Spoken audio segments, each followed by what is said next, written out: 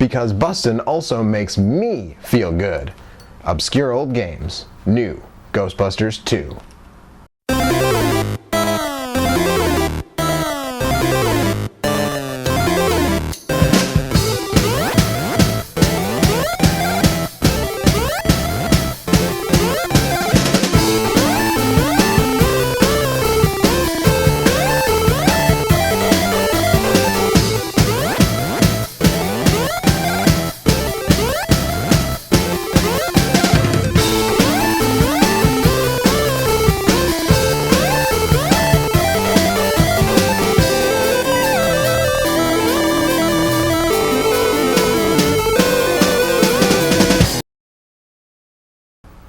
That's right.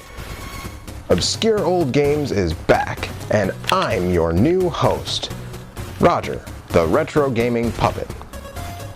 You know, I love Halloween, and I figured that since you also know that this is the 30th anniversary of Ghostbusters being released in theaters, and the 25th anniversary of Ghostbusters 2 being released in theaters, that I would cover a Ghostbusters game.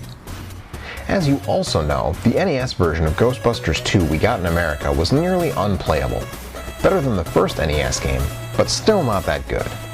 But in Japan, HAL Laboratories, yes, that HAL Laboratories, decided to release a different Ghostbusters 2 game. And they decided to call it New Ghostbusters 2 to differentiate.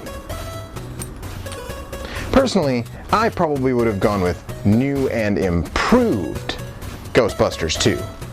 But maybe that's a bit too on the nose. The game was released there in 1990 and made its way to Europe as well, but never hit the US. Boy, did we miss out. Now, I'll refrain from saying, "Oh, this is the best Ghostbusters game ever! We got so shafted!" because that's just silly and hyperbolic. It's a good game. It's good. It's not great. Not great.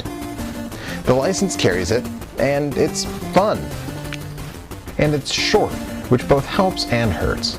It can be run through in about 45 minutes. This is good because it doesn't become stale, but there's just not a lot of content. Still, as I say, it's faithful to the license. It has 5 stages: the courthouse, the subway, Dana's apartment building, the River of Slime, and the museum. Yeah, no Statue of Liberty, but given the style of the game, it wouldn't have worked. It just wouldn't. But that's to the game's credit. The game works because it manages to keep things simple. When it starts, you choose 2 Ghostbusters of 5 available. That's right, flying in the face of nearly every other Ghostbusters game, you can choose Winston. And Lewis, but who cares about Lewis? Anyways, the first Ghostbuster you choose will be the one you control, with A firing the proton beam. The second Buster will follow you around and trap ghosts when you hit the B button. That's all you do. Apparently, the US NES game only having slime shooters had to be balanced out by this game only having proton packs. But that's fine. It works. And the levels are nice looking, and the ghost designs are varied. And each stage has unique challenges, which all helps how samey the core gameplay can get.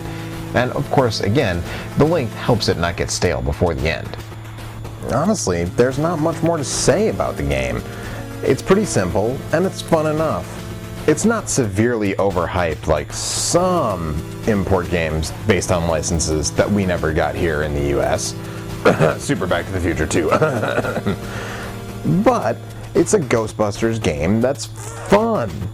And that's really more than I can say for most Ghostbusters games. So, add it to your Halloween retro gaming rotation. You won't regret it. Speaking of your Halloween game rotation, you should check out OnTheStick.com's 31 Days of Horror Games, going on for the 4th year in a row, right now at OnTheStick.com. I'm Roger the Retro Gaming Puppet, and I'll see you next time here on Obscure Old Games.